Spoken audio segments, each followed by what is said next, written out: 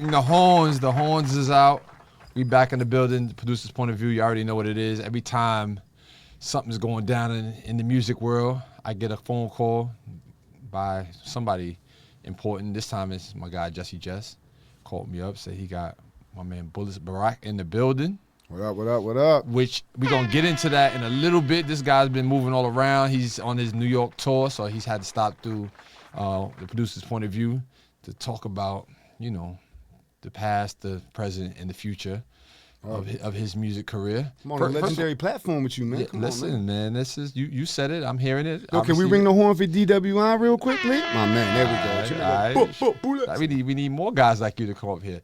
So check it out. So first of all, break down your name because it's not just simple Bulis Barack. It has a whole meaning to it. I like to know it. Yo, when we was younger, you know, everyone battle rap and all that. So shout out my brother Josh Guest, man. We had the Trench Team, Iron Monk, and Bullet Brak. So boldness, utility, live energy, lyrical ability, excellence, and talent. I bury rappers after killing, you know?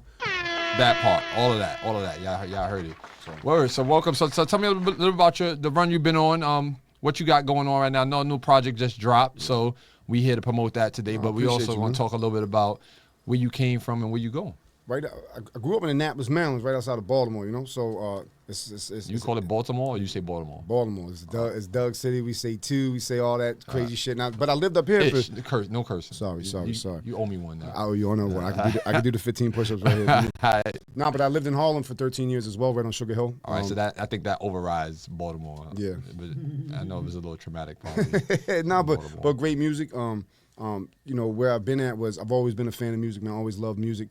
And really right now, I took the whole hustle, 18. Everyone, you know, got in trouble, was incarcerated for a little bit, came home and gave it my all, and it's been a run for 18 years. So now, hold on, don't gloss over that. So when you say a little bit, so how long was you on vacation for? Altogether, I did 4 years on the installment plan. Okay. So I did 18 dead time. I came back. I did the same thing. I knew what I was doing. You know, got jammed again. Right. Did this halfway house, all this and everything. So about 4 years altogether. Right. And do you believe that process a lot of young people go through based off of just not really understanding the consequences of things, or not really caring about the consequences of things, and doing what we gotta do to absolutely. Right. Because once again, it's just like the music business, right?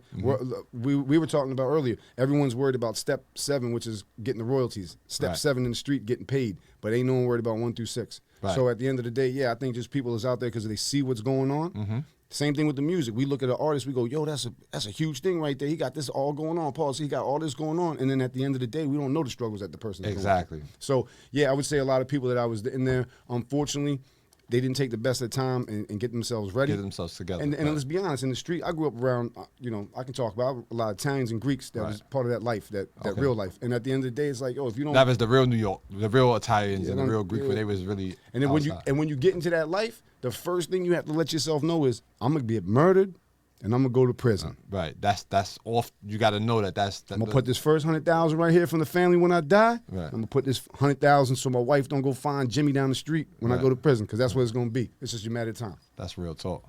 Same thing with us. The music business is going to be over soon. Right. Me, I'm 42 years old. I've been doing it for 15 years. I've been on all these platforms and everything. Am I trying to be a famous rapper? Or am I trying to showcase what I can do art, and bring other artists and say, listen, I'm going to help you with a lot of this stuff. Right. Let me safeguard you. I've been through the downs and the pitfalls and all that. I'm going to put you on this way to success. You can only do what you're going to do. If you want to listen and want your help, cool, I'm going to do that. If you want to crash out and you want to go into prison, I'm not going to send you no commissary. Right. Complete period. That's it. You're on your own. Because the thing that I think that we don't know as artists and as men is that really as the older men, since everyone went to prison, they went away, or everything's messed up. Social media makes you think you know everything. Right. Is we don't do this. We don't look each other in the eyes and go, I respect you as a man, but here's what's going to happen. Here's what's going to happen. Make your decision, because now you're educated.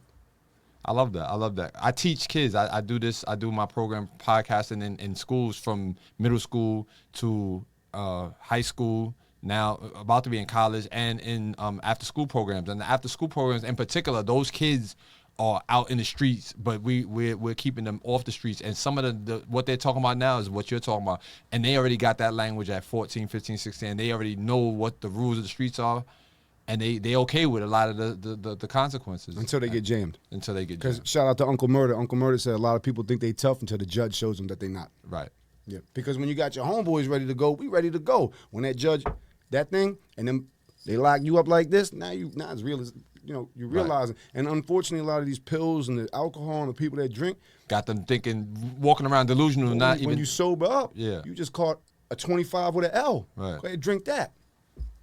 Because that's a hard reality. That you ain't got no chaser for that.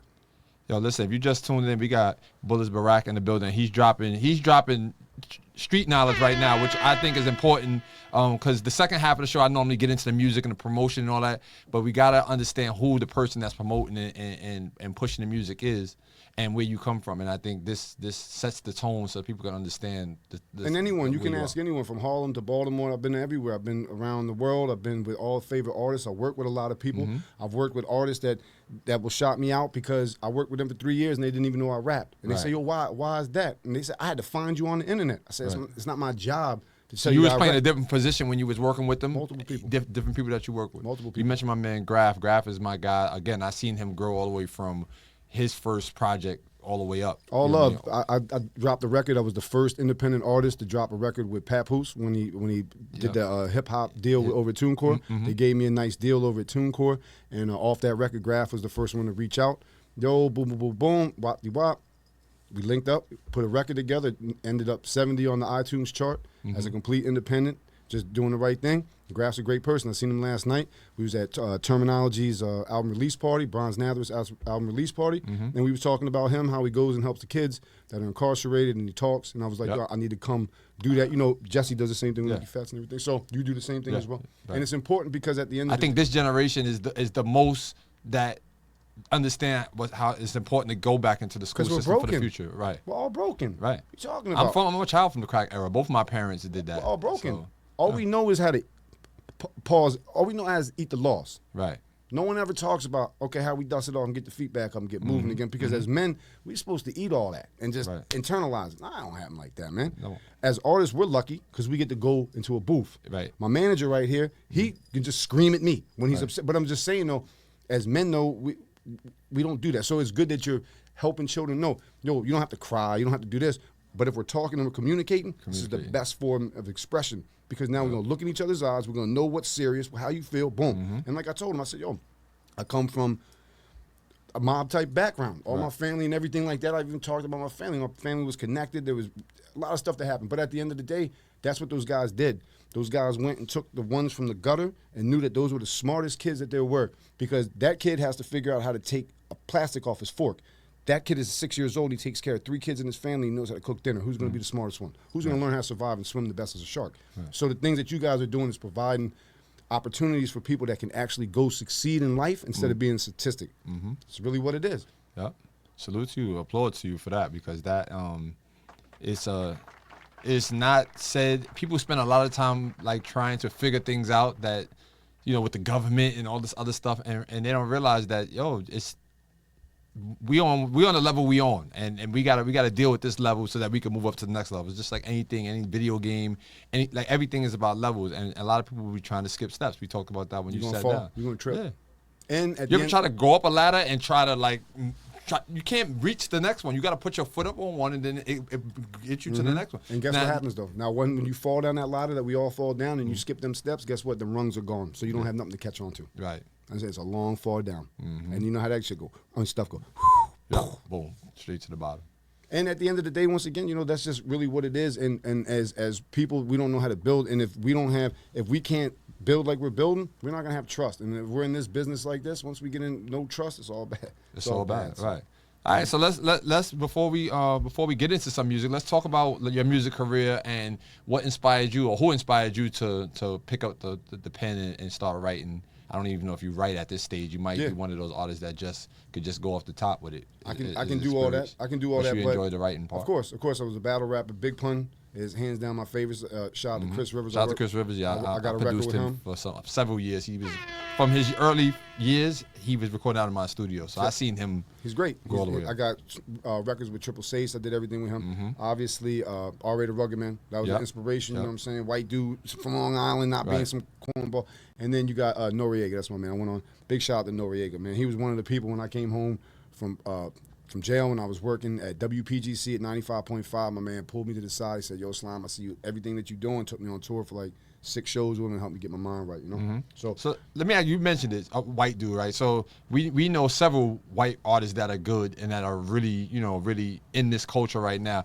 How does it feel? Or tell us what it's like on the other side when you're like trying to get into a game that's predominantly, Black or Hispanic, and then now you are nice and you have these relationships. What is that?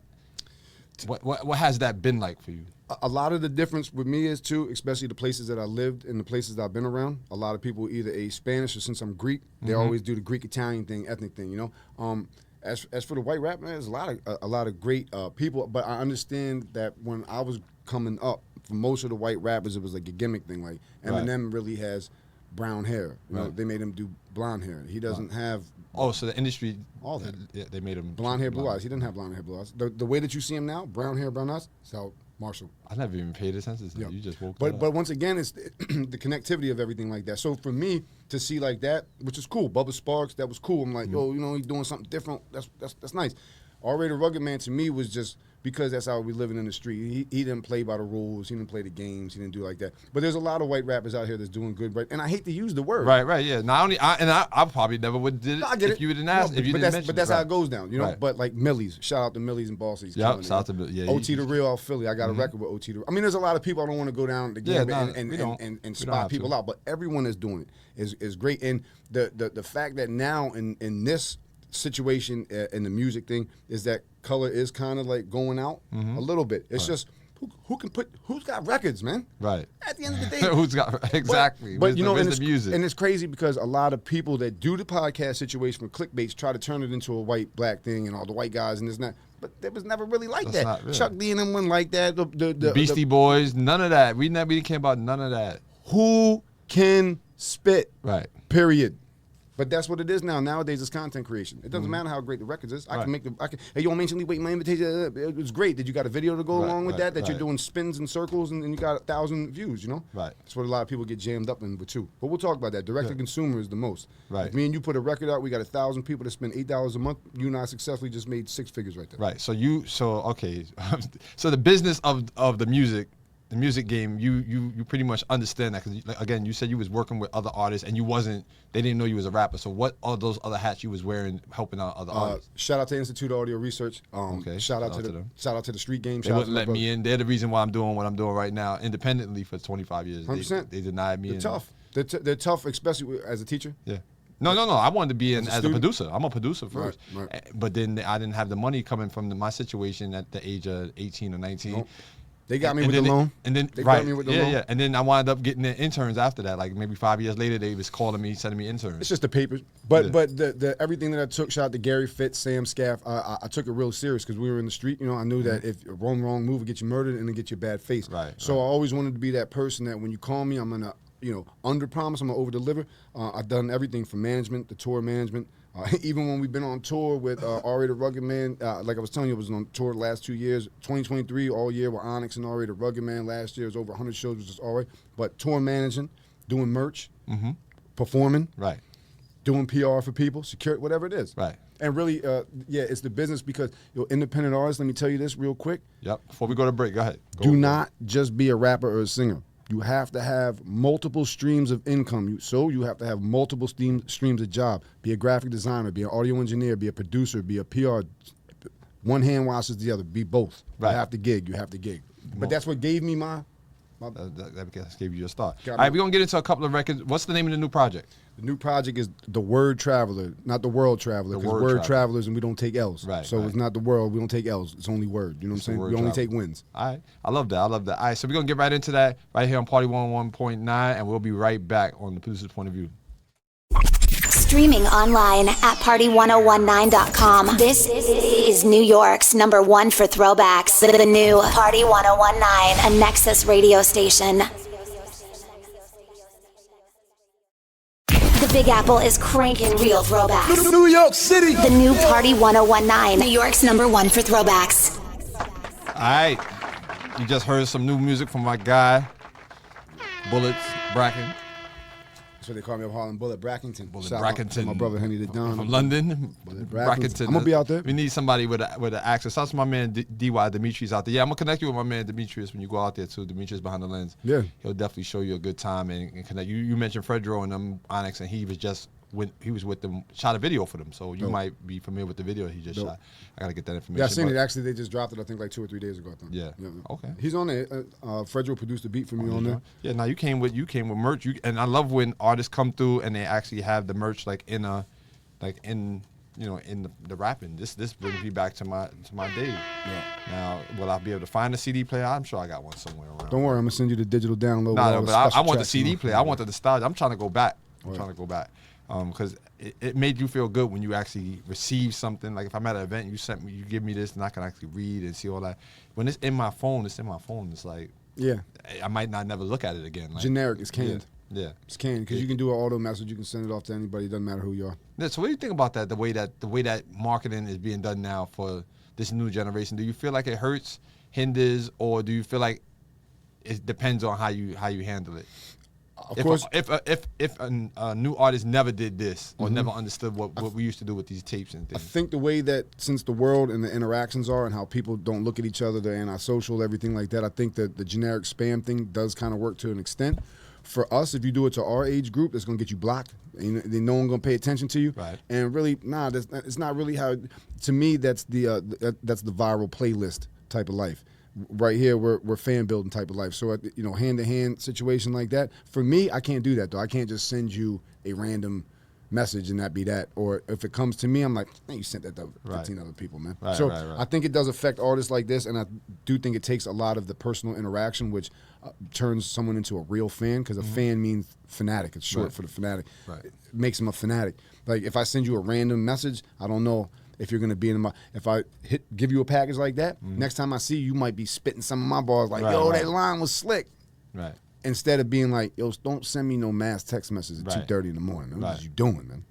So it's a gift and a curse, but you have to understand how to finesse how to balance it out, how to finesse it. And with a lot of artists, I think they also got to understand is which platform works for them. Right. Because everyone just tries to do the generic throw it up against the wall. I'm going to put it on every single platform. But if you don't understand when your audience engages, what you do better on, if it should be a vertical or horizontal, if it should be like this, if you don't know the rules to engagement, stay off the field. Yeah. And I've heard so many artists say, yo, check me out on all DSPs. First of all, what is the DSP? And then I had to think of digital service providers. And I'm just like, but what? Now what? No, it's a trigger word. It's what we do now in the world. I hear what you say, yo, that sounded slick. I'm going to go outside and I'm going to say it. I'm going to pray to God no one asks me what it means. Right. That's what it is. You go to Google and look it up. Right. And by the time you do that, am I even still worried about going to listen to your one song that I was walking past you in the train station? You say, yo, my name is Bulis Barack, and you catch me on all DSPs. Like, all right. DSPs, what is that like most wanted? Is that, why don't you just have your own website first? Why not have your own place and just say, just go to bulisbarack.com? And it's just this easy. Have a little sticker that's in here like this that's got a QR code or QR code on the back of that, and let them go find that. Oh yeah, the QR codes is everything. It's fire, man. Just let them know. Just let them know that. Scan this. Or just have the little tap thing on your phone. Yeah. Boom! I got my whole project. The tap joint. Yep. So it's really how you finesse it. I ain't gonna front. I had a show in Chicago. I went on the train just to go on the train. I said, watch that. I told my man, watch this. I go on the train. I had the thing, my project loaded up, zip file. Everyone that was had the airdrop on it, you could airdrop it. Boop! Sent them on my project. How you like that? Right.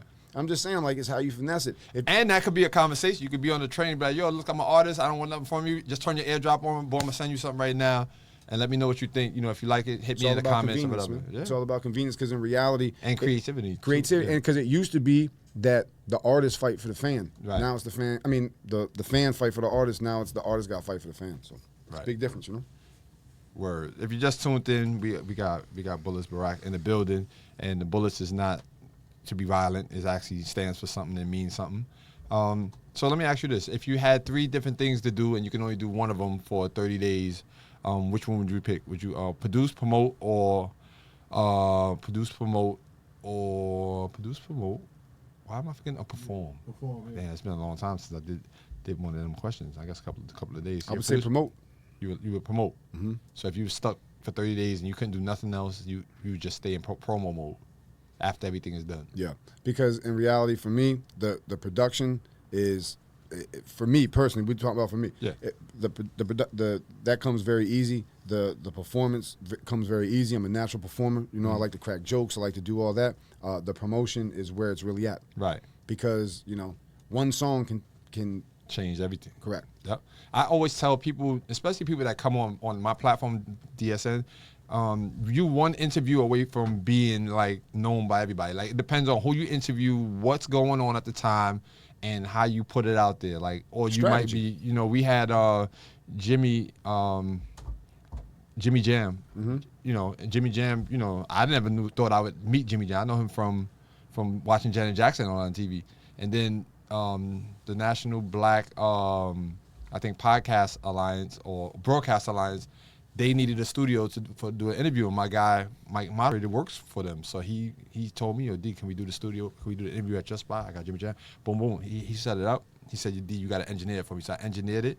Next thing I know, I'm in here having a whole production conversation with Jimmy Jam about real stuff that no one else is ever gonna give anybody out here nowadays. But because I'm, I knew what questions to ask because I know what. You did your research. You did your history. Yeah. You're in the culture. Yeah. You know the game that you're playing. Mm-hmm. It wasn't luck. You were prepared. Right. You were ready. You didn't have to get ready. Mm-hmm. That's what Stay a lot ready, of people. so you have to get ready. A lot of people forget that in your reputation. Right.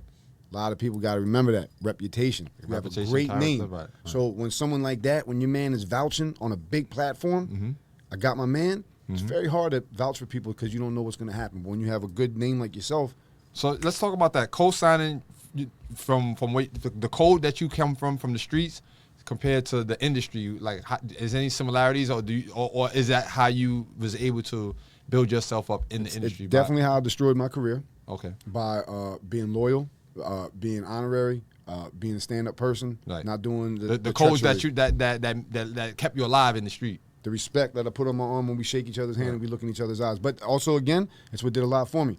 They got me on Sway in the morning. They Shout got out to me Sway. on. Shout out to Sway as well. Shout out to Tracy G. Shout out to Heather B. Everyone. Got me on Double XL, Artist to Watch. Got me on the Source magazine. Just because at the end of the day, I'm not gonna do no sucker stuff Right. to backdoor you to try to get hired. Don't work like that. Right, it don't. So in ways it was good, in ways it was bad. But now also not making music for 4 years, 3 years. It's been 3 years since I really got busy. Right. Now I'm getting busy again. Every single friend that I ever had, ever worked with, everything like that, immediately. They back It's up. just once again to being a man, being Yeah. a code. When you call me and you need something, Right. I answer. Not when it's about, yo, can I get a Can I- feature from right, you? Yo, right. I can help you, but can you do this for me? Nah, man. Like I told you, I worked with a lot of people, and I didn't say anything about making music. I worked with R.A. the Rugged Man. He used to beg me to go, not beg me, but Yeah. push me to go perform. Right. And I said, yo, you brought me here to do this, and this. Right. He said, man, stop, yo. Right. Sticky Fingers and them, that's my man, Sticky. Shout out to Sticky, we got a record coming out, man. He used to make fun of me when we was on tour. He's like, yo, go enjoy yourself. I said, I'll enjoy myself when all y'all asleep, the money's counted, we Right. good, and we We on the good. road. Right. That's when I'm enjoying myself. Yeah, we need more people like you that come in, do the craft, and appreciate the craft, and then still play the position that was given. Because obviously, in a system, you understand how that System works has to and work, how it right. can fall apart. Correct. If somebody now imagine the flip side of that is now you got a bunch of yous that just trying to while you're supposed to be there with Federal doing the combo thing, but they on the side trying to but I need you to hear my thing. So you think you put me on? It's like you got to go through the channel and follow that command. And a lot of the bigger artists would people always fail, because I worked for Major League Baseball for 5 years as well. Oh, yeah, So okay, so you left that was a I'm a big baseball guy. I've always done it. I know a I lot see of you. players I and all see that. you. Yeah. So, Yeah. but my thing is, who wants to talk? When you done 10 hours of work, you work very hard for your family. You drive, you commute. We was talking about that. Do you want to talk about podcasting? No. So when these rappers is done doing what they do, they still human beings. They Right. still live their life. Leave them alone. Do Right. your job. Because at the end, once again, I've seen people beg artists for records. I'll spend this amount of money. I'll spend this amount of money when I just do my job, make sure they're safe. And they come to me and go, yo, next time you got something, send that to me, man. Let me get on that. Let me work with you. right. And it's also, once again, your reputation. They see that I work hard and I don't play games. So it just all ties in back over, repetition over, and over. So I'm at this point now where I have a whole network. I'm connected to DigiWack. I'm connected to my man Icon with the fashion. I'm connected to Crash the Industry. They got the BronxNet TV. So they got television, I got radio. Icon got fashion. We got my man Splash Magazine. He makes magazines. He has a recording studio in the Bronx, right? We got DigiWax. Him and my man CL and Swerve handle the DJs, do all the DJ, the fleet DJs. Yeah. They do the calls. That's New York. That's what it is right there. And we're the last. All of those people I just mentioned are the last ones doing it at this level from the time that it started from the last 25 years. Yeah. I'm celebrating 25 years with the Matrix Studios as being an entrepreneur. Congratulations. There's not a lot of people that have done some of the things that I've done, have built what I built ground up with no money, no handouts, no street money. Just a kid with an idea that got denied from IAR, and then I still wind up making it. Now I'm teaching in schools. That's the difference because that gave you the fire, man. Right. A lot of people get punched in their chin and go sleep. Go to sleep. Right? Some people like yourself fight back, and it turns them up because you tasted that and you said, you said, yeah, okay, you ain't bringing nothing to the table. I ain't ready for it. Yeah. So good for you. That's what happened. That fire burnt you to the right. Right. So I'm people like you that get introduced to me now. The network that I'm creating my playlist on Party 101.9 when I do the independent playlist is gonna be nothing but artists like yourself, like Keen Streets, like you know what I mean, like these artists that are out here putting in the work that's not gonna get on other stations consistently because of the politics. We can live here. But the flip side is now we got to tell people about it, and they got to listen to it like those other stations. That's perfect. And keep it going because it's on the phones now. So they can hear it. And the one thing that I would tell, never make no excuse. It's not, we can come here now. No, y'all are welcome here now. You're welcome, right? There's a big difference. If you can come here now, last resort. Yeah. You're welcome here. True story. Every studio that I ever created, I never, except for one I think I had where the door stayed locked because I had like a buzzer lock because people was getting scary, but every studio that I ever had, nothing never happened to nobody for the last 20 years. This is when I had the studios up in the Bronx, the Northeast Bronx. And I done had Papoose, I done had Remy, I done had J. Cole, Cardi B, Nipsey. I done had all these people in there with an unlocked door because my energy that I put out there, the studio's energy provides a space where there's no drama. Like there's no, when you come here, you coming for a shot to educate yourself and put yourself further where it is. So, and you can tell your energy, man. Yeah. You're not a bad person. Like, you're not out here trying to scam, dip, and dive, man. I'm trying to help you out, and really, this baseball. I'm providing a platform.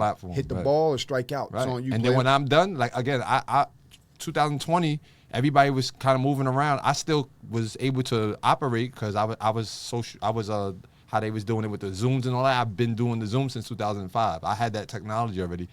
But my dad had passed away like during that time, he was sick during that time, yeah. So I kind of was like, maybe this is time to do something different. After that, it was 20 straight years. I was like, maybe this might be the time. And then I stepped away for 3 years, and then this is the second year that now I'm down on Wall Street. I was in the Bronx my whole career.